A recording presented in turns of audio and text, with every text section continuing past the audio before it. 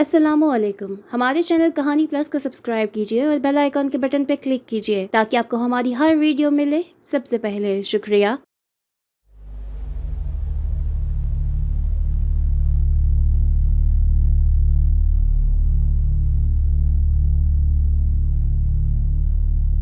یہ ان دنوں کی بات ہے جب میری عمر 25 سال تھی. والد کے انتقال کو زیادہ وقت نہیں گزرا تھا. والد صاحب کے انتقال کے بعد میں نے اپنا گھر اور شہر سب چھوڑ دیا اور ایک چھوٹے سے گاؤں میں آ کر مقیم ہو گیا تھا. گاؤں کا نام احمد نگر تھا. احمد نگر بڑا ہی خوبصورت، حسین اور قدرتی نظاروں سے بھرپور تھا. چونکہ والد صاحب کے علاوہ میرا کوئی اور تھا بھی نہیں. والدہ بچپن میں ہی فوت ہو گئی تھیں اور ابا نے مجھے ماں اور باپ دونوں بن کر پالا تھا. والد صاحب کی بیماری نے بہت سے ایسے رشتہ داروں کے چہروں پر سے پردہ ہٹا دیا تھا جو کہ محبت کے دعوے میں سب سے آگے تھے. ضرورت پڑنے پر وہ سب پیچھے رہ گئے. میں نے اس وقت اپنے آپ کو سب سے زیادہ بے بس محسوس کیا تھا کہ میرے والد سرکاری ہسپتال میں صرف اس لیے مر گئے کہ ان کے پاس علاج کروانے کے لیے پیسے نہ تھے. گھر میں جو جمع پونجی تھی وہ سب خرچ ہو گئی. گھر کرائے کا تھا. مالک مکان نے اتنی مہربانی کی کہ اتنی دیر تک مجھے ٹھہرنے کی اجازت دے دی جب تک ان کی تدفین نہ ہو گئی ہو. کفن دفن کا سارا خرچہ والد صاحب کے ایک دوست نے اٹھایا تھا. ان کو بہت بعد میں ان کی بیماری کا پتہ چلا اور جب پتہ چلا تو بہت دیر ہو چکی تھی. والد صاحب انتقال کر چکے تھے. چنانچہ میں والد صاحب کے دوست کے ساتھ ہی احمد نگر چلا آیا. والد صاحب کے دوست نے شادی نہیں کی تھی. اس کی کیا وجہ تھی مجھے معلوم نہیں تھا. چنانچہ ان کے گھر میں ایڈجسٹ ہونے میں مجھے کوئی پریشانی نہیں ہوئی. 2 کمروں کا ایک چھوٹا سا مکان تھا جس میں وہ اکیلے رہتے تھے. چنانچہ ایک کمرے میں وہ شفٹ ہو گئے، دوسرے میں. بیٹے، تم میرے عزیز ترین دوست کے اکلوتے لڑکے ہو، اس لیے اب میں تم کو یہاں سے جانے نہیں دوں گا. انکل غفار نے مسکراتے ہوئے کہا. ٹھیک ہے انکل، اب میرا آپ کے سوا اور ہے بھی کون. میں یہاں ہی رہوں گا اور جاب کر کے آپ کا ہاتھ بٹاؤں گا. میں نے بھی مسکراتے ہوئے جواب دیا. میری بات سن کر وہ چند لمحے تک خاموش رہے اور پھر جذباتی لہجے میں بولے. بیٹے کاشف، اگر میری بھی شادی ہوتی تو آج تمہارے جتنا میرا بھی ایک بیٹا ہوتا. تو کیا میں اپنے بیٹے کو کام کرنے دیتا؟ ان کی محبت سے میں کافی متاثر ہوا. میں نہیں جانتا تھا کہ محبت کے ایسے روپ بھی ہوتے ہیں. وہ میرے اپنے نہ ہوتے ہوئے بھی میرے لیے اتنا کچھ کرنے کو تیار تھے، لیکن مجھے بوجھ بننا بھی منظور نہ تھا. چنانچہ میں نے مسکراتے ہوئے کہا. بیٹے ماں باپ کی خدمت کرنے کے لیے ہوتے ہیں. وہ بولے. نہیں، میں نہیں جانتا. میں چاہتا ہوں کہ تم پڑھو لکھو اور تعلیم حاصل کرو. انہوں نے میری بات کاٹ کر حتمی لہجے میں کہا. پھر جو چاہے کر لینا. ان کی ضد کے آگے میں مجبور ہو گیا تھا. احمد نگر آنے کے 1 ہفتے کے بعد ہی میں نے کالج میں داخلے کی کوشش شروع کر دی. احمد نگر یوں تو ایک چھوٹا سا گاؤں تھا مگر بہت ترقی پذیر تھا. انتظامیہ نے گاؤں میں ہر ممکن سہولت دینے کی کوشش کی تھی. ایک اسپتال تھا، ایک سکول تھا، ایک پوسٹ آفس بھی تھا. سکول میں تعلیم صرف میٹرک تک ہی ممکن تھی. چنانچہ کالج کی تعلیم کے حصول کے لیے دور جانا پڑتا تھا. کالج گاؤں سے کافی دور تھا. چنانچہ میرا داخلہ کالج میں بآسانی ہو تو گیا، لیکن آنا جانا ایک بڑی ہی پرابلم تھی. کالج جانے کے لیے مجھے بس اسٹاپ تک پیدل جانا پڑتا تھا. بس اسٹاپ گھر سے کافی دور تھا. بس اسٹاپ تک جانے کے لیے 2 راستے تھے. پہلا راستہ تو کافی طویل تھا، اس میں زیادہ وقت لگتا تھا، لیکن دوسرا راستہ کافی مختصر تھا. اس لیے میں ہر دفعہ کھیتوں والے راستے سے ہی ہو کر جاتا تھا تاکہ میں جلد از جلد پہنچ سکوں. بس دن میں 2 دفعہ چلتی، ایک صبح اور دوسرا شام میں. یہ اس روز کی بات ہے کہ میں حسب معمول ناشتہ کر کے گھر سے نکلا تھا. انکل مجھ سے پہلے ہی نکلا کرتے تھے. چنانچہ میں اپنے خیالوں میں غرق آہستہ آہستہ چلتا ہوا آگے بڑھ رہا تھا. اچانک میں چونک پڑا. مجھے ایسا لگا جیسے کسی نے میرا نام پکارا ہو. دوسری بار وہ آواز نہایت واضح تھی. وہ آواز کسی عورت کی تھی. اس سناٹے میں جہاں دور دور تک سوائے کھیتوں کے کوئی بھی نہیں تھا. کاشف. اس بار وہ آواز دوبارہ میرے کانوں سے ٹکرائی. وہ آواز سن کر میرے پورے جسم میں سنسنی دوڑ گئی. ایک عجیب سی بات تھی اس آواز میں. وہ آواز نہایت ہی خوبصورت اور شیریں تھی. میں نے ادھر ادھر دیکھا تو کوئی نہ تھا. خوف کی ہلکی سی لہر مجھے اپنے اندر دوڑتی ہوئی محسوس ہوئی. کچھ ہی لمحوں کی توقف کے بعد پھر کسی نے میرا نام لیا تو میں نے محسوس کیا کہ وہ آواز سامنے والے برگد کے پیڑ کے پیچھے سے آ رہی ہے. میں ڈرتے ہوئے برگد کے پیڑ کے پیچھے پہنچا تو وہاں کسی کو نہ پا کر میں حیران رہ گیا. لیکن حیرت انگیز بات یہ تھی کہ وہاں کوئی نہ تھا، بلکہ فضا میں نہایت ہی مسحور کن خوشبو موجود تھی जैसे थोड़ी देर पहले यहाँ पर कोई मौजूद हो। अचानक मेरे कानों ने पायल की झनकार सुनी। पायल की आवाज़ सुनकर मैं चौंक गया। मेरे जहन में बचपन की सुनी भूतों और चुड़ैलों की सारी कहानियाँ याद आने लगीं। आज कॉलेज मत जाओ काशिफ, एक नस्वानी आवाज़ मेरे कानों से टकराई। क्यों? मेरे मुंह से अज़ खुद निकला। मैंने कहा ना, मत जाओ। आवाज़ में इल्तिजा थी। जाना ज़रूरी है, अगर नहीं जाऊँगा तो पढ़ाई का हरज होगा। मैंने कहा, तो फिर बस से मत जाओ। आवाज़ आई, बस से नहीं तो क्या उड़कर जाऊँ? मैंने नागवारी से कहा, अगर उड़कर जा सकते हो तो शौक से जाओ, मगर तुम बस से नहीं जाओगे। मैं तो जाऊँगा, मैं तुम्हारी बात क्यों मानूँ? मैंने चिल्ला कर जवाब दिया। मेरी बात पर चंद लम्हे तक खामोशी रही। फिर एक मसहूर कुन खुशबू मुझे महसूस हुई। उस खुशबू का एहसास नहायत शदीद था। मुझे चक्कर आने लगे थे। फिर मेरी आंखों के सामने अंधेरा छाने लगा। फिर मुझे कोई होश न रहा। होश आया तो रात हो चुकी थी। रात का घुप अंधेरा हर तरफ फैला हुआ था। चारों तरफ सन्नाटा फैला था। फिजा में झींगरों और मेंढकों की आवाज़ें सन्नाटे में इर्ताश पैदा कर रही थीं। मैं उठ बैठा और आंखें फाड़ फाड़ कर चारों तरफ देखा तो वहाँ मुझे अंधेरे के सिवा और कुछ नज़र न आया। ठंड का एहसास मेरे अंदर सरायत करता जा रहा था। मेरे लिए हैरत की बात यह थी कि मैं सारा दिन बेहोश पड़ा रहा और किसी को पता ही न चला। मैं जानता था कि मुझे कॉलेज जाने से रोकने के लिए इस पुरस्कार कुव्वत ने मेरे साथ ये किया था, मगर वो पुरस्कार कुव्वत कौन थी और मुझसे क्या चाहती थी और मुझे कॉलेज जाने से क्यों रोकना चाहती थी? ये सवाल मेरे लिए सरबस्ता थे। बहरहाल कॉलेज का वक्त निकल चुका था और मुझे काफ़ी देर हो चुकी थी और अंकल परेशान हो रहे होंगे। रात के अंधेरे में खौफ का एक एहसास मेरे अंदर सरायत करता जा रहा था। अचानक मैं चौंक पड़ा। बरगद के तने पर मुझे कोई चमकदार चीज़ नजर आई जो कि तने से चिमटी हुई होले होले रेंग रही थी। मैंने आगे बढ़कर देखा तो चौंक गया। वो चमकदार किस्म का सांप था जो बिल्कुल रेडियम की तरह चमक रहा था। ऐसा सांप मैंने ज़िंदगी में पहली बार देखा था। इस सांप का कतर किसी भी तरह से 5 फुट से कम न था। हैरत और खौफ से मेरा बुरा हाल था। अचानक मैंने एक हैरत अंगेज मंजर देखा। मेरी आंखों के सामने इस सांप का कतर छोटा होने लगा। फिर देखते ही देखते वो मेरी नज़रों के सामने से गायब हो गया। मेरे लिए ये मंजर नहायत ही हैरत अंगेज था और ये किसी पुरस्कार कुव्वत ने मुझे बेहोश किया और फिर नाकाबिले यकीन हद तक चमकदार सांप मेरे देखते ही देखते गायब हो गया। कॉलेज का वक्त तो निकल चुका था, चुनाचे में कराहता हुआ उठा और घर की जानिब चल पड़ा। जैसे ही घर के नज़दीक पहुंचा, घर के बाहर लोगों की भीड़ नजर आई। घर के अंदर से किसी के रोने की आवाज़ें सुनाई दी। वो आवाज़ें यकीनन अंकल की थीं जो कि रो रहे थे। उनकी आवाज़ें सुनकर मैं परेशान हो गया और तेज़ तेज़ चलता हुआ घर में दाखिल हो गया। घर का मंजर भी अजीब था। अंकल पछाड़े खा रहे थे और 3 से 4 लोग उनके सामने खड़े थे, जिनमें 1-2 पुलिस वाले भी थे जो कि उनको तसल्लियाँ दे रहे थे। मुझे समझ नहीं आ रहा था कि ये क्या हो रहा है। अंकल क्यों रो रहे हैं? अंकल, मैं चिल्लाया। मेरी आवाज़ सुनकर अंकल समेत दूसरे लोगों ने चौंक कर मेरी तरफ देखा। दूसरे ही पल अंकल के चेहरे के तासुरात बदलने लगे। मेरा बच्चा, मेरा बच्चा, वो चिल्लाते हुए मेरे गले लग रहे थे। ऐसा लग रहा था कि जैसे वो मुझे पहली बार देख रहे हों। चंद लम्हों तक वो मेरे गले से लगकर रोते रहे, फिर आंसू पूछते हुए मुझसे अलग हो गए। मेरा बच्चा, अल्लाह का शुक्र है तू बच गया, वरना मैं तो उम्मीद ही खो बैठा था। ये क्या हो रहा है? मुझे कुछ समझ नहीं आ रहा। मैं बोला, मिस्टर काशिफ, इतनी देर तक आप कहाँ थे? आप कैसे बचे? एक पुलिस वाले ने मेरे नज़दीक आकर हैरत से मुझे मुखातिब किया। क्या मतलब? मैंने चौंक कर पूछा।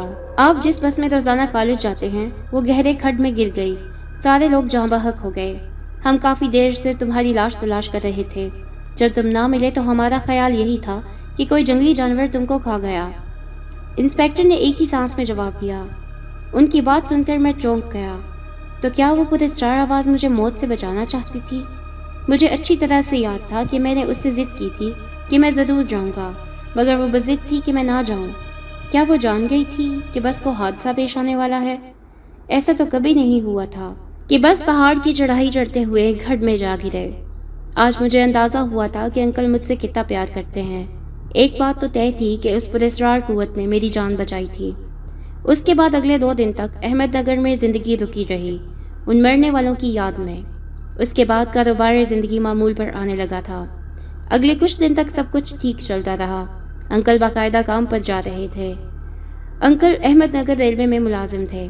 उनका काम मुसाफिरों की टिकट चेक करना होता था। चुनाचे वो कभी एक स्टेशन कभी दूसरे, इसी तरह ज़िंदगी का काम चल रहा था।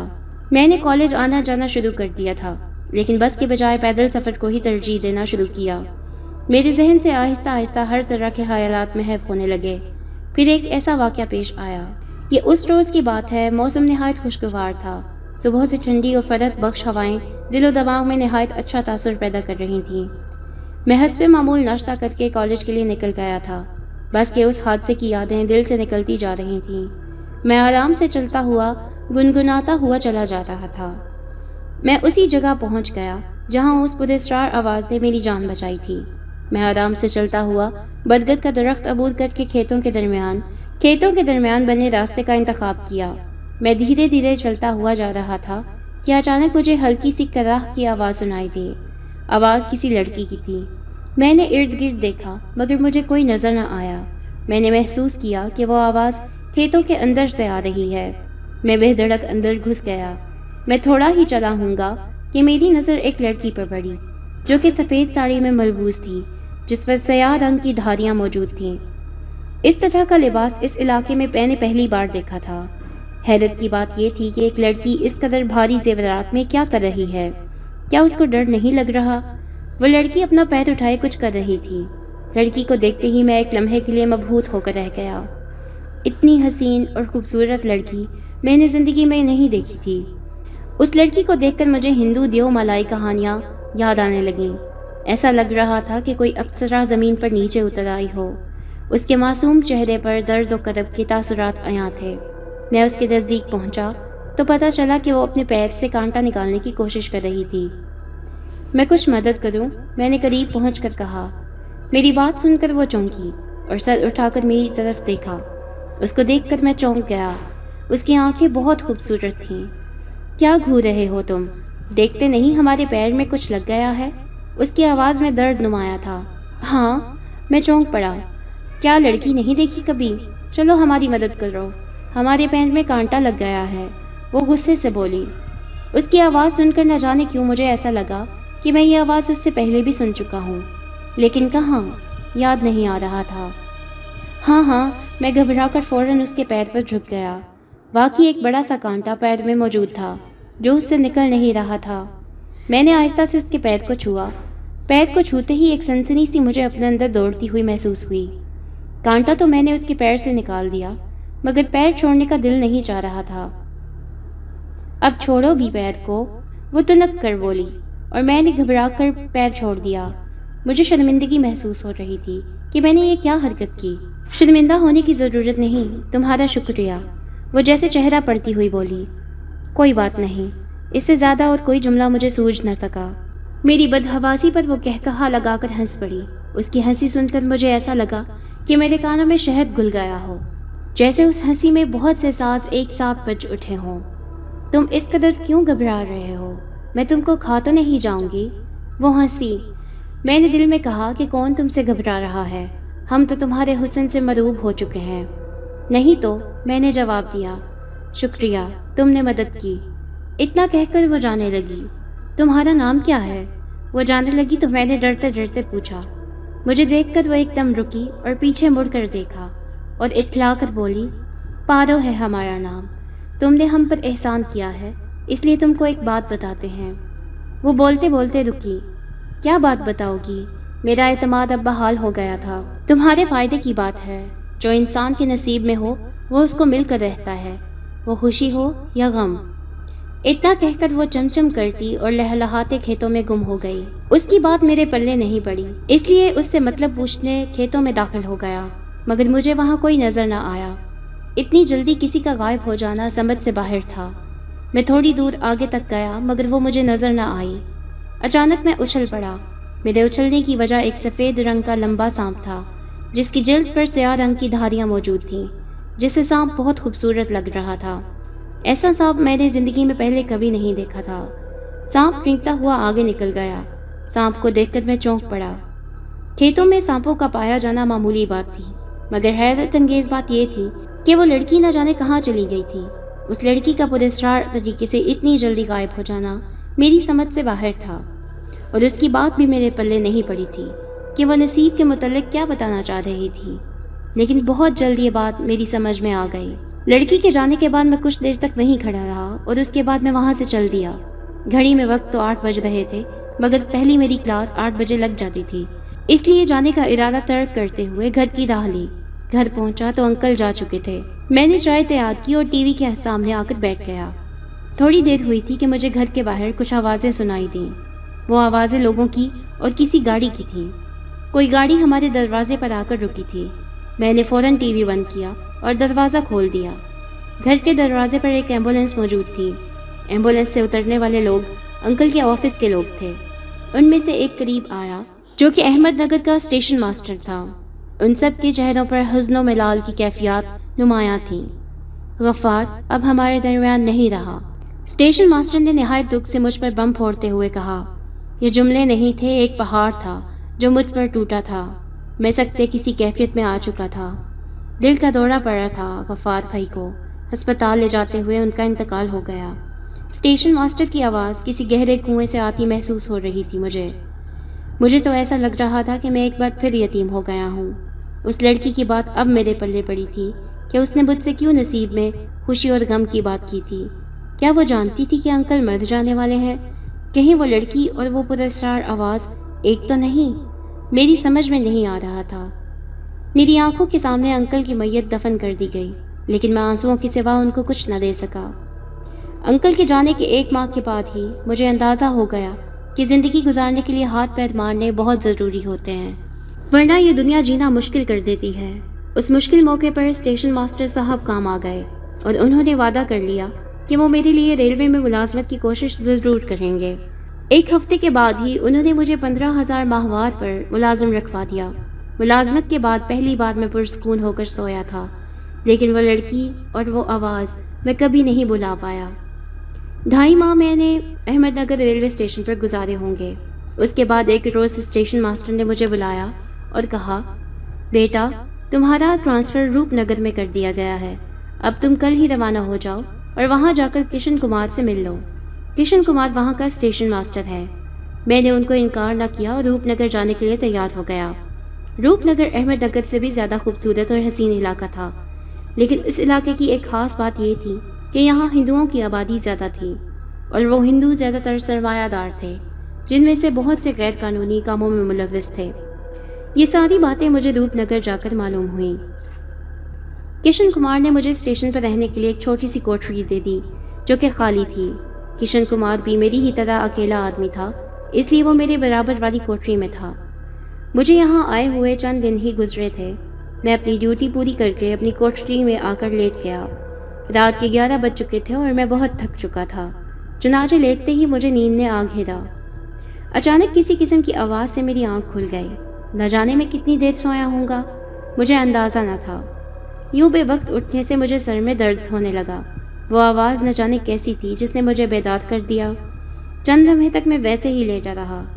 اچانک وہی آواز میرے کانوں سے پھر ٹکرائی جس نے میری نیند خراب کر دی تھی۔ میں نے گھڑی میں وقت دیکھا تو رات کے 2 بج رہے تھے، تو گویا میں 3 گھنٹے سویا ہوں گا۔ میں آہستہ سے اٹھا اور قمیض پہن کر کوٹری سے باہر نکل آیا۔ پلیٹ فارم کا منظر دیکھ کر میں چونک گیا۔ پلیٹ فارم پر ایک مال گاڑی موجود تھی۔ مال گاڑی کو دیکھ کر میں چونک گیا، کیونکہ میری اطلاع کے مطابق مال گاڑی روپ نگر سے ہفتے میں صرف 3 دن لوڈ ہوتی تھی۔ لوڈنگ بھی دن کی روشنی میں ہوتی تھی۔ رات میں اس طرح کی کارروائی میرے سامنے پہلی بار تھی۔ روپ نگر چونکہ چھوٹا سا علاقہ تھا، اس لیے پلیٹ فارم پر رات کے 12 کے بعد ہی سنسان ہو جاتا تھا۔ اس کی وجہ اس کی آخری ٹرین تھی جو کہ رات 12 بجے رکتی تھی، وہ بھی 10 منٹ کے لیے، اور اس کے بعد پلیٹ فارم خالی ہو جاتا تھا۔ میں نے دیکھا کہ کشن کمار اسٹیشن ماسٹر بھی اس کے سامنے کھڑا تھا۔ 2-3 لوگ پلیٹ فارم کے باہر سے بڑے سائز کی لکڑی کے کارٹن کندھوں پر اٹھائے مال گاڑی میں لوڈ کر رہے ہیں۔ مجھے تو کچھ گڑبڑ محسوس ہو رہی تھی کہ اتنی رازداری سے کام کرنے کی کیا وجہ تھی۔ اچانک ایک آدمی چلتے چلتے لڑکھڑایا اور گر پڑا۔ اس کے گرتے ہی کارٹن کھل گیا۔ اس کارٹن سے جو چیز باہر آئی اس کو دیکھ کر میں ایک بار پھر چونک پڑا۔ ایسا تو صرف فلموں میں ہی ہوتا آیا تھا۔ ان کارٹن سے باہر آنے والی چیز بندوقیں اور رائفلیں تھیں۔ گویا کشن کمار سرکاری ملازم ہوتے ہوئے اسلحے کی اسمگلنگ میں ملوث تھا۔ اس آدمی کے گرتے ہی کشن کمار دھاڑتا ہوا اس پر برس پڑا۔ سود کے بچے، تیرے باپ پرشوتم کو پتہ چل گیا نا کہ تو نے کارٹن گرایا ہے تو تیری میری لاش کو اگنی بھی نہیں ملے گی، کاٹ کر کتوں کے آگے ڈال دے گا وہ۔ غلطی ہو گئی، وہ آدمی معذرت کرتے ہوئے بولا۔ چل اب سمیٹ اس کو، دوبارہ ایسا مت کرنا، کشن کمار غصے سے بولا۔ پرشوتم کا نام سن کر میں چونک پڑا۔ پرشوتم روپ نگر کا جانا مانا امیر آدمی تھا۔ مجھے یقین نہیں تھا کہ اتنا بڑا آدمی وطن فروش ہوگا۔ اس بندے نے اسلحہ سمیٹ کر واپس کارٹن میں ڈال دیا۔ اچانک کشن کمار پلٹا اور دوسرے ہی پل وہ چونک پڑا، کیونکہ اس کی نظر مجھ پر پڑ چکی تھی۔ جیسے ہی اس کی نظر پڑی میں گھبرا گیا اور میں نے رکنا گوارا نہ کیا اور واپس اپنی کوٹری میں آ کر لیٹ گیا۔ ساری رات مجھے نیند نہ آئی، بس ہر لمحے یہی خیال ستاتا رہا کہ ابھی کشن کمار اور اس کے ساتھی مجھے آ کر پکڑ نہ لیں۔ ساری رات اسی ڈر کے مارے میں سو نہ سکا۔ دوسری صبح کشن کمار نے مجھے اپنے آفس میں بلایا۔ وہ چند لمحے تک مجھے گھورتا رہا اور کہنے لگا، تم بندے کام کے نظر آتے ہو، سوچ رہا ہوں تم کو مستقل کر دوں۔ اس کے لبوں پر مسکراہٹ تھی۔ جی سر، اس سے زیادہ اور کچھ نہ بول سکا۔ میرے ذہن میں مستقل رات والا واقعہ گھوم رہا تھا۔ ابھی تمہاری تنخواہ کیا ہے؟ سر جی 10,000 روپے ماہانہ۔ کشن کمار میری بات سن کر چونک پڑا۔ وہ پھر مسکرایا اور کہنے لگا، اتنی تنخواہ میں کیا ہوتا ہے؟ اور اس دیش میں ریلوے ملازموں کو ملتا ہی کیا ہے؟ شکر ہے میں بہت سکون میں ہوں اور میں اکیلا ہوں، میری ضروریات بھی کم ہیں، میں نے مسکرا کر جواب دیا۔ ٹھاکر پرشوتم کا نام سنا ہے تم نے؟ کشن کمار نے کہا۔ پرشوتم کا نام سن کر میں چونک گیا۔ میرا دل تیزی سے دھڑکنے لگا۔ میں سمجھ گیا کہ وہ مجھ سے رات والے واقعے کا تذکرہ کرے گا، مگر خلاف توقع وہ کہنے لگا کہ پرشوتم کے پاس ایک جگہ خالی ہے، 20,000 تنخواہ ملے گی اور کھانا پینا اور رہائش الگ۔ میں سمجھ گیا کہ وہ مجھے اس لیے پرشوتم کے پاس بھیج رہا ہے تاکہ میں کہیں پولیس کو نہ بتا دوں، اور 20,000 واقعی ایک بڑی رقم تھی جو میرے اکیلے بندے کے لیے کافی تھی۔ میں سوچ میں پڑ گیا۔ زیادہ مت سوچو، تم پرشوتم کے راز سے واقف ہو چکے ہو۔ جو اس کا راز جان لیتے ہیں تو پرشوتم یا تو انہیں مار دیتا ہے یا اپنے پاس رکھ لیتا ہے۔ اپنی زندگی اور موت کا فیصلہ اب تمہارے اختیار میں ہے۔ کشن کمار کا لہجہ سرد تھا۔ اس کی بات سن کر میرا دل دھڑکنے لگا، کیونکہ جان سب کو پیاری ہوتی ہے۔ میں سوچ میں پڑ گیا کہ کیا کروں۔ مجھے سوچ میں ڈوبا دیکھ کر کشن کمار گھبرایا۔ کیا سوچ میں ڈوبے ہو؟ جلدی بتاؤ کہ کیا کرنا ہے۔ اس کے انداز میں صفاقی تھی۔ ٹھیک ہے، میں تیار ہوں، جان ہے تو جہان ہے، میں نے پھیکی سی مسکراہٹ سے کہا۔ میرے منہ سے رضامندی سن کر اس کے ہونٹوں پر نہایت معنی خیز مسکراہٹ دوڑ گئی۔ وہ مسکراہٹ بالکل ایسی تھی کہ جیسے بکرے کو دیکھ کر کسائی کے لبوں پر دوڑ جاتی ہے۔ یہ ہوئی نا بات، وہ مسکرا کر بولا۔ میں نے یہ سوچ لیا تھا کہ کچھ دن تو پرشوتم کے یہاں رہ کر وقت گزاروں گا اور پھر موقع دیکھ کر فرار ہو جاؤں گا اور یہ شہر ہی چھوڑ دوں گا۔ چنانچہ کشن کمار نے مجھے اسی وقت جانے کو کہا۔ اب میں اپنا سامان لے کر وہاں سے نکل آیا۔ پرشوتم کی کوٹھی اور اسٹیشن سے کوئی 1 میل کے فاصلے پر تھا۔ میں اپنے ہی خیالوں میں غرق چلا جا رہا تھا۔ دن کے 10 بجے کا وقت تھا۔ لوگ اپنے اپنے کاموں پر جا رہے تھے۔ میں آہستہ آہستہ چلتا جا رہا تھا۔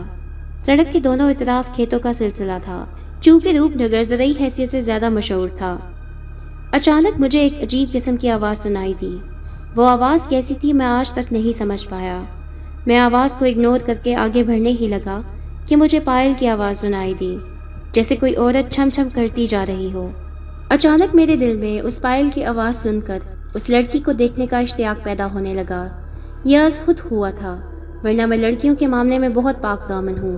نہ ہی آج تک کسی کی طرف بری نظر سے دیکھا، نہ ہی ایسا کوئی ارادہ تھا۔ میں کھڑا سوچتا رہا کہ کیا کروں۔ اچانک میں نے دیکھا کہ کھیتوں میں سے کوئی باہر آ رہا ہے، ساتھ ہی پائل کی آواز بھی آ رہی ہے۔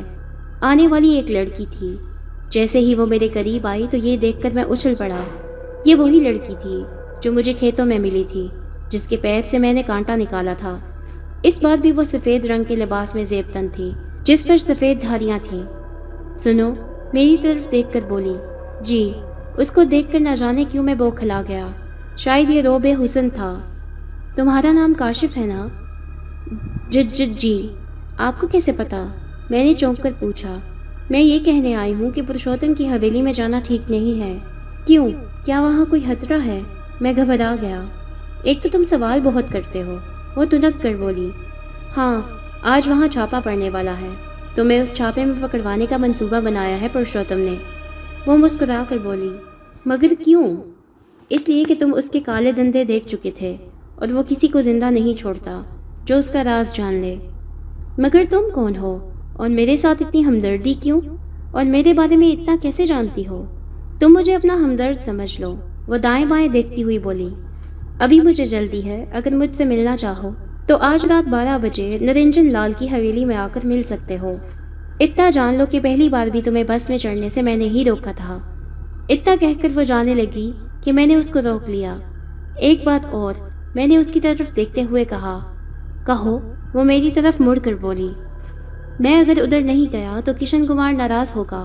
میری بات پر وہ مسکرائی اور کچھ توقف کے بعد بولی، کشن کمار کچھ نہیں کر سکتا اور نہ ہی کرنے کے قابل رہے گا۔ اتنا کہہ کر وہ تیز تیز قدم اٹھاتی ہوئی جہاں سے آئی تھی اسی طرف مڑ گئی۔ اس کے جانے کے بعد میں سوچ میں پڑ گیا، یہ لڑکی ضرور پراسرار قوتوں کی حامل ہے۔ جبھی اس کو سب پتہ چل جاتا ہے۔ اسی نے دبے لفظوں میں انکل کی موت کی خبر دی تھی، تو گویا یہ وہی تھی جس کی پہلی بار آواز سن کر مجھے یاد ہی نہیں رہا تھا کہ میں نے کہاں سنی ہے۔ مگر اس کو مجھ سے کیا غرض تھی جو وہ میری مدد کر رہی تھی؟ مجھے کچھ سمجھ نہیں آ رہا تھا۔ میرے لیے یہ زیادہ اہم تھا کہ میں پرشوتم کے گھر نہ جاؤں، مگر میں نے یہی سوچا کہ میں دیکھوں تو صحیح کہ پولیس وہاں آئے گی بھی یا نہیں۔ پرشوتم کے گھر کی طرف چل پڑا۔ میں اس کے گھر سے 3 میل کے فاصلے پر تھا کہ پولیس کے سائرنوں کی آواز سن کر میں چونک گیا۔ پھر میں نے دیکھا کہ پولیس کی بہت سی گاڑیاں پرشوتم کے گھر کی طرف بڑھ رہی ہیں۔ پھر مجھ سے وہاں رکا نہ گیا۔ میں تیزی سے اسٹیشن کی جانب چلنے لگا۔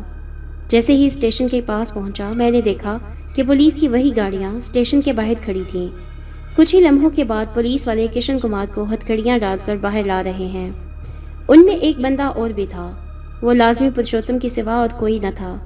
جاتے ہوئے کشن کمار نے مجھے جلتی ہوئی نظروں سے دیکھا اور پھر پولیس جیپ میں بیٹھ گیا۔ جیسے ہی وہ جیپ میں سوار ہوا میرے دل و دماغ چیخ چیخ کر اس بات کی گواہی دے رہا تھا کہ کشن کمار کی گرفتاری میں ضرور اس لڑکی کا ہاتھ شامل ہے۔ ان دونوں کی گرفتاری کے بعد میرے لیے اب کوئی بھی خطرہ باقی نہ رہ گیا تھا۔ چنانچہ میں کوٹری میں آ کر سو گیا۔ رات کے 12 بجے از خود میری آنکھ کھل گئی۔ دل عجیب سی بے چینی سے گھرا ہوا تھا۔ ایسا لگ رہا تھا جیسے کسی نے مجھے اپنی مٹھی میں جکڑ لیا ہو۔ میرے دل میں وسوسے پیدا ہو رہے تھے، جیسے کوئی کہہ رہا ہو کہ مجھے نرنجن لال کی حویلی کی طرف جانا چاہیے۔ مجھے یہ بھی معلوم نہ تھا کہ نرنجن لال کی حویلی ہے کس طرف۔ اچانک مجھے ایسا لگا جیسے کوئی مجھے کہہ رہا ہو کہ تم فکر نہ کرو، بس باہر نکلو، تم خود بخود حویلی پہنچ جاؤ گے۔ میں کپڑے بدل کر باہر نکل آیا۔ سڑک پر گہرا سناٹا طاری تھا۔ باہر آتے ہی مجھے سردی کا احساس ستانے لگا۔ حالانکہ میں نے شرٹ کے اوپر جیکٹ پہن رکھی تھی، لیکن پھر بھی سردی محسوس ہو رہی تھی۔ باہر آتے ہی مجھے ایسا لگا جیسے کوئی کہہ رہا ہو میں قبرستان والا راستہ پکڑ لوں۔ قبرستان والا راستہ پکڑتے ہی مجھے ایسا لگا جیسے کوئی میری رہنمائی کر رہا ہو۔ جیسے ہی میں نے قبرستان کو عبور کیا، سامنے ایک کچی سڑک تھی۔ میں اس سڑک پر چلتا چلا گیا۔ جیسے ہی میں نے سڑک عبور کی، سامنے ایک طویل سا میدان تھا اور حویلی اس میدان کے اندر موجود تھی۔ میں میدان کے اندر چلا گیا۔ وہ حویلی خاصی پرانی تھی۔ اس کا رنگ و روغن جگہ جگہ سے اکھڑ چکا تھا۔ اس کی طرز و تعمیر بہت ہی پرانی تھی، جیسے مغلوں کے دور کی حویلی ہو۔ زمانے کے سارے موسموں کا اثر اس حویلی کے بیرونی حصے پر ہوا تھا۔ اس حویلی کے سامنے کا پھاٹک ٹوٹ کر آدھا زمین کے اندر تھا اور آدھا باہر جھول رہا تھا۔ میں پھاٹک کے باہر کھڑا سوچ ہی رہا تھا کہ اندر جاؤں یا نہیں۔ اچانک ایک خوبصورت سی آواز میرے کانوں سے ٹکرائی۔ یہ آواز اسی لڑکی کی تھی۔ آواز سن کر مجھے ایسا لگا کہ جیسے کسی نے ویرانے میں دل سوز ساز چھیڑ دیا ہو۔ کاشف، اندر چلے آؤ۔ وہ آواز مجھے ویرانے میں گونجتی ہوئی محسوس ہوئی۔ میں نے بغیر سوچے سمجھے پھاٹک کے اندر قدم رکھ دیا، اور جیسے ہی میں نے پھاٹک سے گزر کر اندرونی ہال میں قدم رکھا، اندر کا منظر دیکھ کر میری آنکھیں چکا چوندھ ہو گئیں۔ اندر کا منظر بیرونی منظر سے بے حد مختلف تھا۔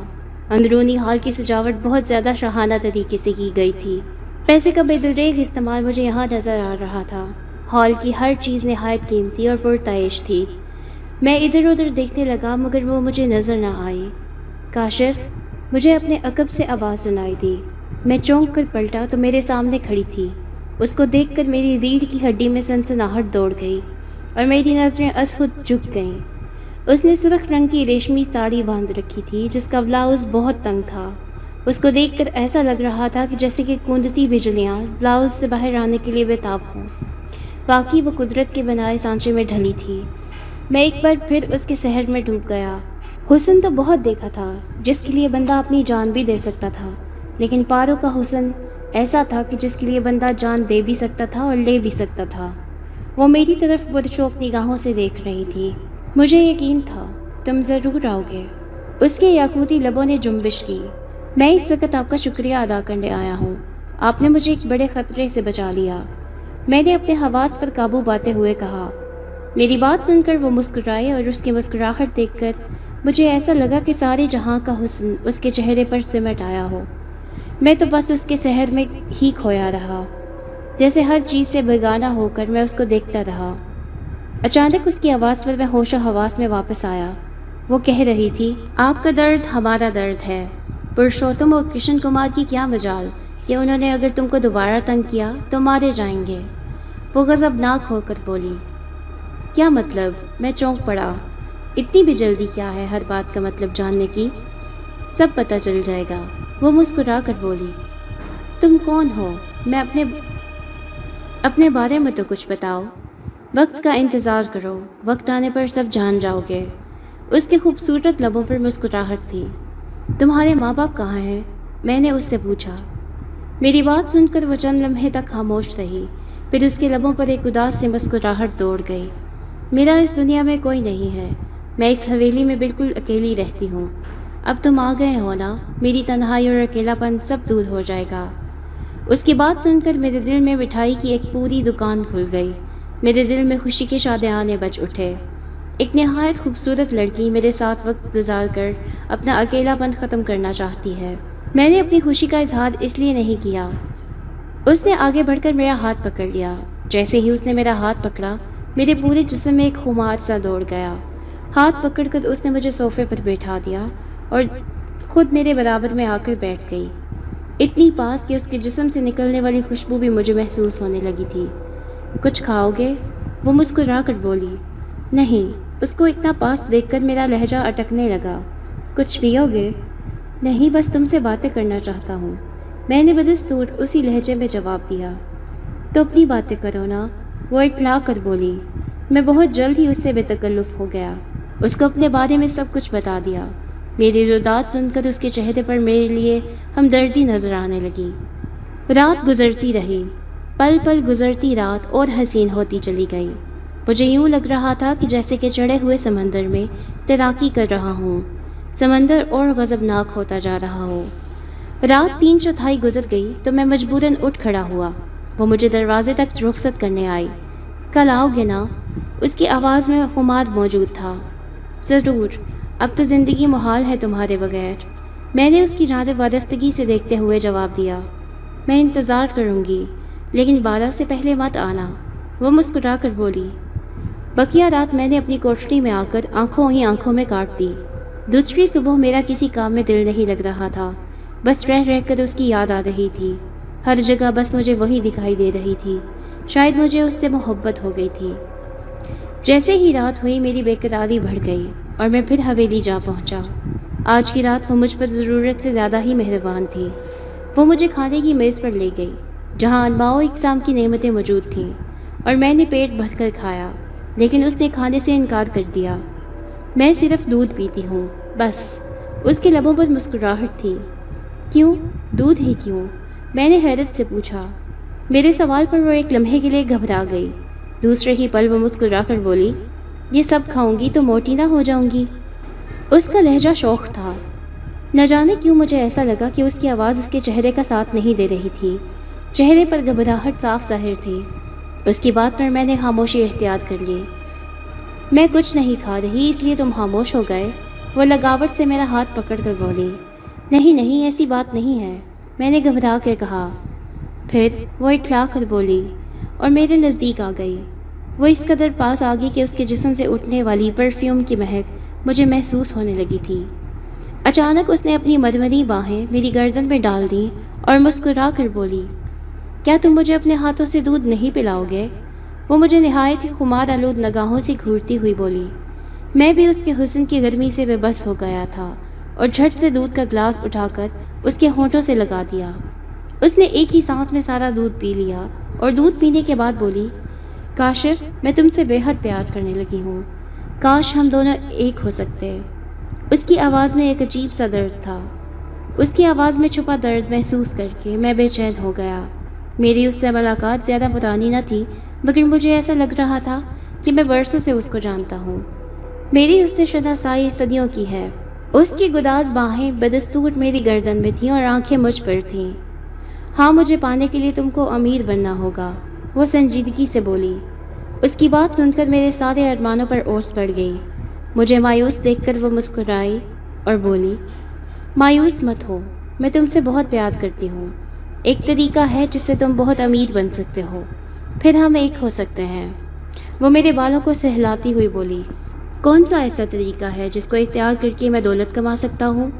میں نے بےتابی سے کہا، نہیں چھوڑو، اس میں جان کا خطرہ ہے۔ اس کے لہجے میں تشویش تھی۔ تم کو پانے کی خاطر میں کوئی بھی خطرہ اٹھا سکتا ہوں، میں نے اس کی آنکھوں میں دیکھتے ہوئے کہا۔ سچ؟ اس کی آنکھوں میں دیپ جل اٹھے تھے۔ ہاں، میں بھی مسکرایا۔ اوہ، تم مجھ سے کتنا پیار کرتے ہو۔ اتنا کہہ کر وہ مجھ سے لپٹ گئی۔ بتاؤ کیا طریقہ ہے؟ میں نے اس کو خود سے الگ کرتے ہوئے پوچھا۔ آج نہیں، کل، مگر تم ایک وعدہ کرو، تم یہ راز کسی سے نہیں کہو گے۔ وہ مسکرائی۔ میں وعدہ کرتا ہوں، لیکن ابھی بتا دو نا۔ نہیں، ابھی نہیں، کل۔ کل پورن ماشی کی رات ہے اور ناگ دیوتا اپنے چاہنے والوں کو درشن دیتے ہیں۔ کیا تم ناگ کی پجارن ہو؟ میری بات سن کر وہ اسے بالکل ہی نظر انداز کرتی ہوئی بولی، کیا تم ان باتوں میں وقت ضائع کرتے رہو گے؟ دیکھو رات گزرتی جا رہی ہے۔ اس کا لہجہ مخمور ہو چلا تھا۔ اس کا مفہوم سمجھ کر پھر میں نے کوئی بات نہیں کی اور اس کا مرمردی ہاتھ تھام کر اٹھ کھڑا ہوا۔ رات کے تیسرے پہر نہ چاہتے ہوئے بھی میں نے اس کو الوداع کہا اور حویلی سے باہر نکل آیا۔ میں نہیں جانتا تھا کہ کوٹھڑی میں ایک اور آفت میری منتظر ہے۔ جیسے ہی میں اپنی کوٹھڑی میں پہنچا تو یہ دیکھ کر میں حیران رہ گیا کہ کوٹھڑی میں کشن کمار اور پرشوتم دونوں موجود ہیں، اور اس کے ساتھ 3 لوگ اور بھی تھے جو کہ لازمی طور پر اس کے گروہ کے ہی تھے۔ ہم کب سے تمہارا انتظار کر رہے ہیں کہ تم اب آؤ گے تب آؤ گے ببوا، پرشوتم مسکرا کر بولا۔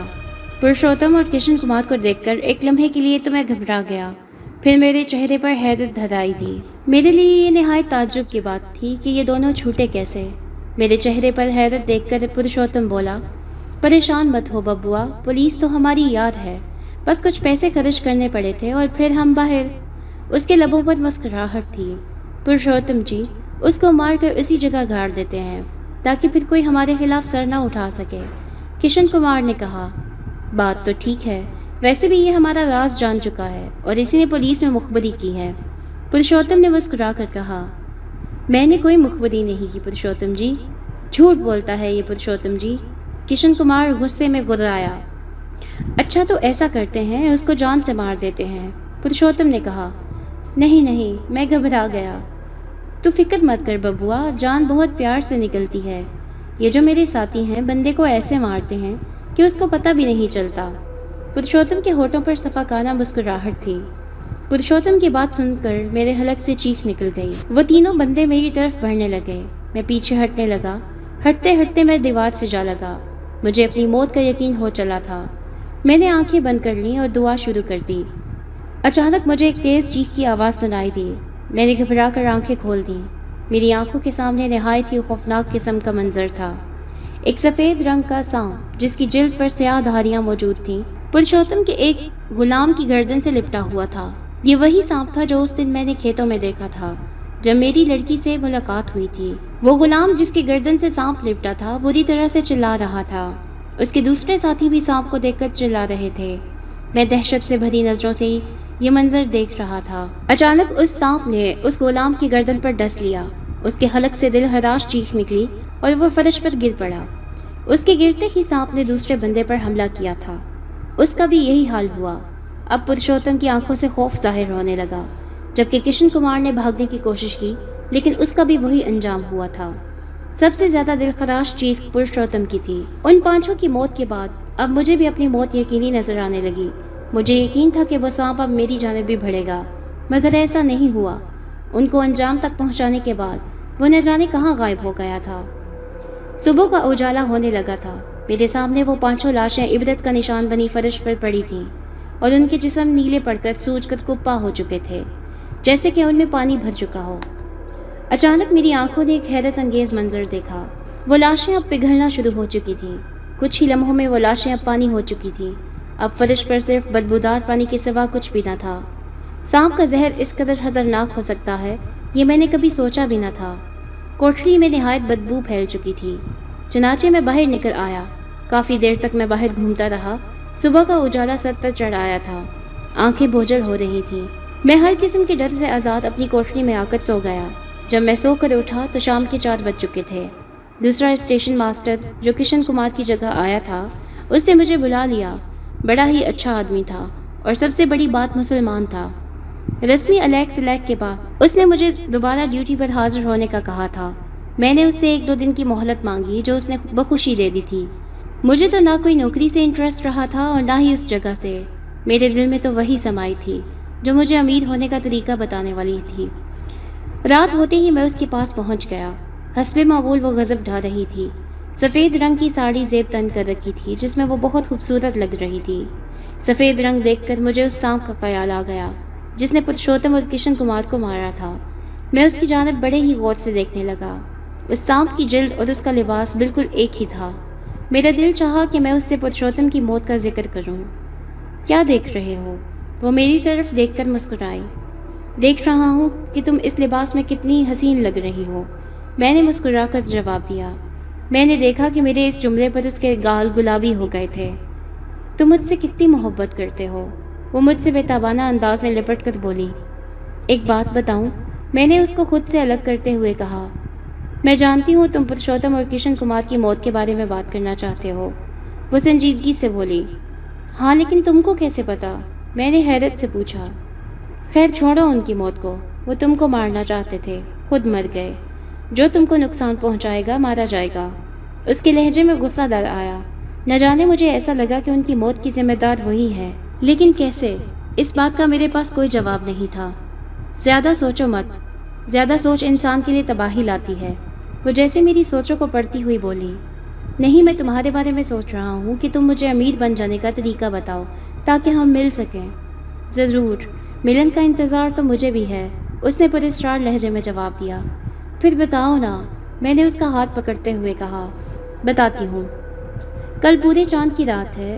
اس رات سال میں ایک بار شیش ناگ اپنے بل سے باہر آتا ہے۔ کہا جاتا ہے کہ سانپ کی عمر جب 1000 سال ہو جاتی ہے تو اس کو 2 قوتیں حاصل ہوتی ہیں۔ ایک، اس کے منہ میں ناگ منی پیدا ہو جاتی ہے، وہ ناگ منی سانپ کی زندگی ہوتی ہے۔ دوسری قوت اس کو روپ بدلنے کی حاصل ہوتی ہے۔ تم وہ ناگ منی حاصل کر لو تو بہت امیر ہو سکتے ہو۔ تم وہ ناگ منی لا کر مجھے دینا، پھر ہم لوگ اس کو فروخت کر کے امیر ہو سکتے ہیں۔ اس نے ایک ہی سانس میں اپنی بات مکمل کر لی۔ پارو نے ناگ منی کے بارے میں جو کچھ بتایا وہ اکثر میں اپنے بزرگوں سے سن چکا تھا کہ ناگ منی بہت قیمتی ہوتی ہے، جس کے پاس ہو دنیا بھر کے خزانے اس کی ملکیت میں آ جاتے ہیں۔ ناگ منی سے بہت سی مہلک بیماریاں دور کی جا سکتی ہیں۔ میں جانتا تھا کہ ناگ منی لانا کسی جوئے شیر لانے سے کم نہیں۔ میں اپنے اندر اتنی ہمت محسوس نہیں کر رہا تھا کہ میں اس قدر خطرہ اٹھا سکوں۔ چنانچہ میں نے اس سے کہا، پارو، اس میں بہت خطرہ ہے، میں تمہارے ساتھ غربت میں بھی جی لوں گا، مگر ایسا کوئی کام نہیں کروں گا جس میں جان جانے کا ڈر ہو۔ میں نے اس کی طرف دیکھتے ہوئے سنجیدگی سے کہا۔ جواباً وہ مسکرائی اور میرے نزدیک آئی۔ وہ اپنی کٹورا جیسی آنکھوں سے مجھے گھورنے لگی۔ مجھ پر اس کی نشیلی آنکھوں کا سحر طاری ہونے لگا تھا۔ مجھے ایسا لگا کہ جیسے آنکھوں سے ننھی ننھی کرنیں نکل کر مجھے سحر زدہ کر رہی ہوں۔ تم جاؤ گے، تم جاؤ گے، اس کی آواز بلند ہوتی گئی۔ مجھے ایسا لگا کہ جیسے کہ میں کچھ کرنے کے قابل ہی نہیں رہا۔ مجھے اتنا احساس تھا کہ میں اس کی ہاں میں ہاں ملا رہا ہوں۔ اس کی آواز مجھے پھر سنائی دی۔ یہاں 3 فرلانگ کے فاصلے پر ناگ دیوتا کا مندر ہے، اور جیسے ہی ناگ دیوتا حاضر ہوگا، شیش ناگ بھی اس کی ارتھی کے لیے آئے گا۔ جس وقت وہ ارتھی اتارے گا تو وہ ناگ منی نکال کر ناگ دیوتا کی مورتی کے سامنے رکھ دے گا۔ بس اسی وقت تم ایک کالے کپڑے کو ناگ منی پر ڈال دو گے، جس سے پھوٹتی روشنی بند ہو جائے گی اور شیش ناگ اندھا ہو جائے گا۔ اس کے اندھا ہوتے ہی وہ ناگ منی تم کپڑے سمیت اٹھا لینا۔ اس کے بعد دنیا کی بے اندازہ دولت ہمارے قدموں میں ہوگی۔ دوسرے دن چاند اپنے پورے شباب پر تھا۔ رات کے 9 بج چکے تھے۔ میں اور پارو ناگ مندر کے سامنے موجود تھے۔ دور دور تک وہاں کوئی نہ تھا، چاروں طرف چٹیل میدان تھا۔ ناگ منڈل سے بائیں طرف ایک پرانا اور وسیع برگد کا پیڑ موجود تھا۔ میں اور پارو اس پیڑ کے پیچھے موجود تھے۔ پارو پوری طرح سے سج دھج کر آئی تھی۔ سفید رنگ کی ساڑی اور نہایت ہی بھاری قسم کے زیورات اس کے جسم پر موجود تھے۔ اس سفید ساڑی پر بڑی بڑی دھاریاں موجود تھیں جو اس کپڑے کی خوبصورتی میں اضافہ کر رہی تھیں۔ اس سیاہ اور سفید کپڑے کو دیکھ کر میں چونک گیا۔ نہ جانے کیوں مجھے وہ سانپ یاد آ گیا۔ پارو کی ساڑی کا رنگ اس سانپ کی جلد سے مشابہ تھا۔ یہ اتفاق بھی ہو سکتا تھا، مگر نہ جانے میرا دل نہیں مان رہا تھا۔ چنانچہ میں نے پارو سے پوچھ ہی لیا۔ ایک بات میری سمجھ میں نہیں آئی پارو، میں نے اس کا مخاطب کرتے ہوئے کہا۔ کیا سمجھ میں نہیں آیا؟ اس نے بڑے ہی پیار سے پوچھا۔ اس سانپ کی جلد اور تمہاری ساڑی بالکل ہی ایک رنگ کی ہے۔ میرے سوال پر میں نے دیکھا کہ اس کے چہرے پر ایک رنگ سا آ کر گزر گیا۔ نہیں، ایسی بات نہیں، یہ محض اتفاق ہے، وہ مسکرا کر بولی اور اس کے لہجے کا کھوکھلا پن صاف ظاہر تھا۔ میں بھی مسکرا کر رہ گیا۔ مجھے یہ یقین تو ہو چلا تھا کہ اس سانپ اور پارو میں ضرور کوئی تعلق ہے۔ پارو جھوٹ بول رہی ہے، بات کو اتفاق کا رنگ دے رہی ہے۔ ایک بات اور پارو، پوچھو، یہ مندر اتنا ویران کیوں ہے؟ آج چاند کی پوری رات ہے۔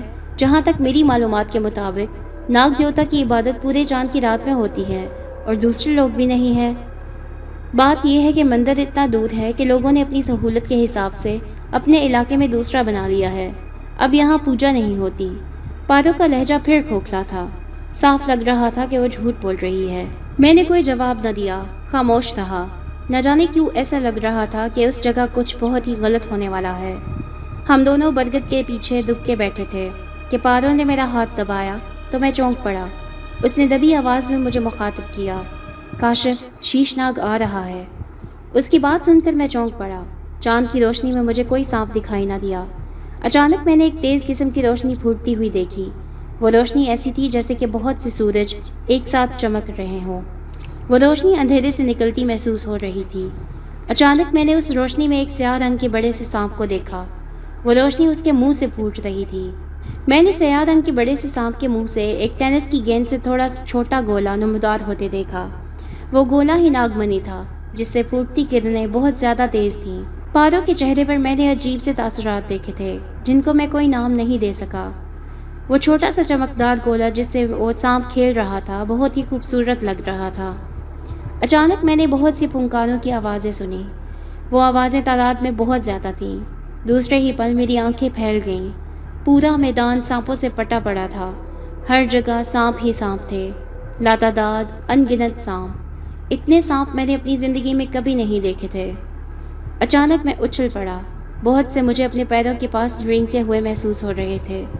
ناگمنی کی روشنی میں نے دیکھا کہ وہ سارے سانپ اس ناگمنی کے سامنے سجدہ ریز تھے۔ پارو، میں نے کانپتی ہوئی آواز میں کہا، لیکن کوئی جواب نہ آیا۔ میں چونک پڑا کیونکہ وہاں پارو نہ تھی۔ سارا میدان، برگد کا درخت سانپوں سے پٹا ہوا تھا۔ خوف سے میری حالت بری تھی۔ مجھے ایسے لگ رہا تھا کہ جیسے یہ سارے سانپ مجھے ابھی ڈھس لیں گے۔ ڈرو مت، یہ سانپ کچھ نہیں کریں گے، پارو کی سرگوشی سنائی دی۔ تم کہاں ہو پارو؟ مجھے ڈر لگ رہا ہے۔ میں تمہارے قریب ہوں لیکن مجبوری ہے، سامنے نہیں آ سکتی۔ پارو کی آواز مجھے پھر سنائی دی۔ کیا مجبوری ہے؟ بس بتا نہیں سکتی، لیکن اتنا ضرور بتا دوں کہ اس مندر میں کوئی عام انسان پوجا نہیں کر سکتا۔ یہ سانپوں کے لیے مخصوص ہے، اس لیے تم کو یہاں کوئی نہیں دکھائی دیا تھا۔ اب آگے بڑھو، تمہاری جیب میں ناگ موہرا ہے، اس کو منہ میں رکھ لو، کسی کو نظر نہیں آؤ گے، پارو نے کہا۔ میں نے جیب میں ہاتھ ڈالا تو وہاں واقعی ناگ موہرا موجود تھا۔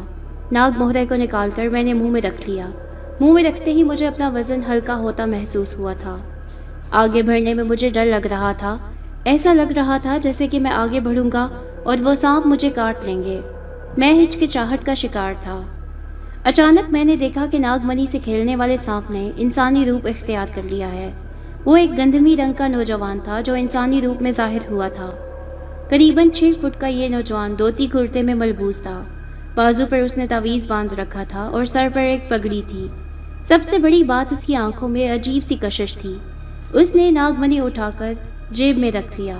ناگمنی جیب میں رکھنے کے بعد وہ نوجوان آہستہ آہستہ چلتا ہوا مندر کے اندر داخل ہو گیا۔ میں اسی جگہ کھڑا تھا۔ اچانک میرے کانوں میں پارو کی سرگوشی کی آواز پھر سنائی دی۔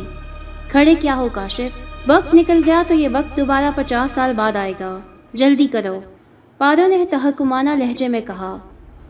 چنانچہ پارو کے حوصلہ دلانے پر میں ڈرتا ہوا ناگ مندر کے اندر داخل ہو گیا۔ کالا کپڑا میرے ہاتھ میں تھا، میں تیز تیز چلتا ہوا ناگ مندر کے اندر داخل ہو گیا۔ جب شیش ناگ اندھا ہو جائے تو تمہاری جیب میں ایک خنجر ہے جو عظیم منتروں سے سدھ کیا گیا ہے، اس خنجر سے اندھے ناگ کی گردن کاٹ دینا۔ پارو کی آواز مجھے دوبارہ سنائی دی۔ اس کی بات سن کر میں گھبرا گیا۔ میں نے تشویش زدہ لہجے میں کہا، تم نے تو یہ نہیں کہا تھا پارو، مجھ سے یہ نہیں ہوگا، تم کو کرنا ہوگا ورنہ ہم ایک کیسے ہوں گے۔ پارو کی آواز آئی، مگر نہیں، کرنا ہوگا تم کو۔ پارو کی آواز میں تحکم در آیا۔ مرتا کیا نہ کرتا میں مندر کے اندر داخل ہو گیا۔ مندر کا اندرونی ماحول جہاں 12 سروں والی ناگ مورتی موجود تھی بڑا ہی پراسرار تھا۔ چاروں طرف اگربتیاں سلگ رہی تھیں جن کے دھوئیں سے نکلتی خوشبو ماحول کو اور پراسرار کر رہی تھی۔ سارے سانپ مندر کے باہر موجود تھے جبکہ ناگ مندر میں مورتی کے سامنے شیش ناگ اکیلا موجود تھا۔ دوسرے سارے پجاری ناگ مندر کے باہر موجود تھے۔ مورتی کے سامنے شیش ناگ چند لمحے تک کھڑا رہا اور پھر سجدے میں گر گیا اور نہایت عقیدت سے بولا، ناگ دیوتا، تیرا یہ پجاری تیرے سامنے حاضر ہے، اپنے پجاری کی مدد کرنا تاکہ میں سدا ناگوں پر حکومت کر سکوں۔ یہ عظیم من کا تیری مجھ پر مہربانیوں کی دلیل ہے تاکہ میں حکومت کر سکوں۔ وہ بدھ کے عقیدت کا اظہار کر رہا تھا۔ اس کی اس عقیدت کو دیکھ کر میں اندر ہی اندر سے کام گیا، کیونکہ عبادت اور عقیدت کا حقدار صرف اور صرف اللہ کے سوا اور کوئی نہیں۔ اچانک اس نے ناگ منی کو اپنے کرتے کی جیب سے نکالا اور بدھ کے سامنے ڈال دیا۔ بدھ کے سامنے ناگ منی آب و تاب سے چمکنے لگا۔ میں نے اسی لمحے آگے بڑھ کر اس سیاہ کپڑے کو اس ناگ منی پر ڈال دیا۔ اس کی ساری روشنی اس کپڑے کے اندر ہی ڈھک گئی۔ کپڑا ڈلتے ہی اس نوجوان ناگ کے حلق سے چیخ نکلی اور دونوں آنکھوں پر ہاتھ رکھ کر وہ چلانے لگا۔ چلاتے چلاتے اس کا سر بدھ کے گھٹنے سے ٹکرایا، اس کے سر سے خون جاری ہو گیا۔ اچانک میرے کانوں نے پارو کی سرگوشی سنی، جلدی کرو، وقت کم ہے، یہ زیادہ دیر اندھا نہیں رہ سکتا۔ مگر جلدی کرو، میں نے کہا نا تم کو۔ پارو کی گراہٹ سے مشابہ آواز کانوں سے ٹکرائی۔ میں نے جیب سے خنجر نکال کر آگے بڑھ کر اس ناگ کی گردن پر پھیر دیا۔ خون کا فوارہ پھوٹ پڑا تھا۔ اس کی چیخ کسی اژدہے کی پھنکار سے مشابہ تھی۔ وہ چیخ اس قدر خوفناک تھی کہ میں ہل گیا، میری کپکپی چھوٹ گئی، وہ زمین پر گر کر تڑپنے لگا تھا۔ اسی پل پارو نہ جانے کہاں سے ظاہر ہوئی اور فوراً ہی ناگ منی کو اٹھایا اور منہ میں ڈال لیا اور ناگ دیوتا کے بت کے سامنے سجدہ ریز ہو گئی۔ میں حیرت اور خوف سے اس منظر کو دیکھ رہا تھا۔ اسی پل وہ سجدے سے اٹھی اور بولی، اے ناگ دیوتا، اس ناگ کی موت کے بعد اب میں ملکہ ہوں، ناگ ملکہ شیش ناگن۔ یہ ناگ منی میرا ہے، مجھے آشیرواد دے۔ اسی لمحے وہ عورت سے ناگن کے روپ میں بدل گئی۔ اب میرے سامنے وہ سفید دھاری دار سانپ تھا جس نے میری جان بچائی تھی۔ وہ سفید سانپ اس مردہ ناگ کی جانب بڑھنے لگا جو کہ اب ناگ کے روپ میں مردہ پڑا تھا۔ میرے حلق سے چیخ نکلی۔ بے ہوش ہونے سے قبل میں نے صرف اتنا دیکھا کہ سفید سانپ نے اس مردہ ناگ کو کھانا شروع کر دیا تھا۔ ہوش آیا تو پہلا احساس میرے زندہ ہونے کا تھا۔ میں نے اپنے آپ کو اپنی کوٹھڑی میں پایا اور میرا پورا جسم درد سے دکھ رہا تھا۔ میں یہاں کیسے آیا مجھے نہیں پتا تھا۔ پارو نے مجھے اتنا بڑا دھوکہ دیا تھا کہ اپنے فائدے کے لیے اس نے مجھے استعمال کیا۔ مجھے معلوم نہیں تھا کہ وہ ناگن ہے۔ اگر معلوم ہوتا تو میں اس کے اتنے قریب نہ جاتا۔ اچانک میں چونک پڑا۔ میں نے اپنے سرہانے کے پاس ایک چمکدار منکش ڈبے کو پایا جس کا سائز چھوٹے چھوٹے جیولری کے ڈبے کے جتنا تھا۔ میں نے آگے بڑھ کر اس ڈبے کو کھول دیا۔ ڈبہ کھلتے ہی میری آنکھیں خیرہ ہو گئیں۔ اس ڈبے میں مرغی کے انڈے کے برابر ایک ہیرا موجود تھا جو کہ بہت چمکدار تھا اور ایک لفافہ موجود تھا۔ میں نے آگے بڑھ کر اس لفافے کو کھولا۔ اس لفافے سے نکلتی خوشبو جانی پہچانی تھی۔ وہ پارو کے سوا کسی اور کی نہیں ہو سکتی تھی۔ اس میں سے ایک خط برآمد ہوا۔ میں نے اس کو پڑھنا شروع کر دیا۔ میں جانتی ہوں میں نے تم کو دھوکہ دیا، لیکن میری نیت ایسی نہیں تھی۔ شیش ناگ میرا دشمن تھا۔ میرے باپ کو اسی طرح مار کر ناگوں کا راجا بنا تھا، بالکل اسی طرح جس طرح تم نے اس کو مارا ہے۔ اس لیے میں اس سے بدلہ لینا چاہتی تھی، لیکن یہ کسی انسان کے بغیر ممکن نہ تھا۔ جب میری نظر تم پر پڑی تو تم کھیتوں سے ہوتے ہوئے کالج جا رہے تھے۔ میں نے تمہاری جان بچائی اور کشن کمار اور پروشوتم کو بھی میں نے ہی مارا تاکہ وہ تم کو کچھ نہ کر سکیں۔ اگر وہ تم کو مار دیتے تو میرا مقصد ادھورا رہ جاتا۔ یقین جانو میں نے اگر زندگی میں کسی سے محبت کی ہے تو وہ تم ہو، صرف تم۔ تمہارے ساتھ گزارا وقت میں کبھی بھی نہیں بھولوں گی۔ پیار کے لمحے میری زندگی کا حاصل ہیں، مگر میں تم کو اپنا نہیں بنا سکتی، کیونکہ میں تم کو مرتا نہیں دیکھ سکتی، کیونکہ میرا زہر تمہاری رگوں میں داخل ہو جائے گا۔ یہ ہیرا تمہاری زندگی بدل دے گا۔ یہ دھوکے کی قیمت نہیں، ایک تحفہ ہے میری طرف سے تم کو۔ تم جب بھی کسی مصیبت میں ہوگے تو پارو ضرور آئے گی۔ الوداع۔ خط ختم ہو چکا تھا اور پارو جا چکی تھی، مجھے یادوں کی آگ میں جلنے کے لیے چھوڑ کر۔ اس کی محبت میں مجھے موت بھی قبول تھی، لیکن جدائی نہیں۔ اس واقعے کے چند دن بعد میں اس کی تلاش میں نرنجن لال کی حویلی تک گیا، لیکن وہاں دھول مٹی کے سوا اور کچھ نہ تھا۔ اس شہر سے اس کی یادیں وابستہ تھیں، اس لیے میں نے وہ شہر چھوڑ دیا اور ہیرا فروخت کر دیا۔ اس سے جو رقم حاصل ہوئی وہ رقم میری سوچوں سے بھی زیادہ تھی۔ آج میں ملک کا امیر ترین آدمی ہوں، لیکن میں اپنے آپ کو غریب مانتا ہوں، کیونکہ پارو میرے ساتھ نہیں ہے۔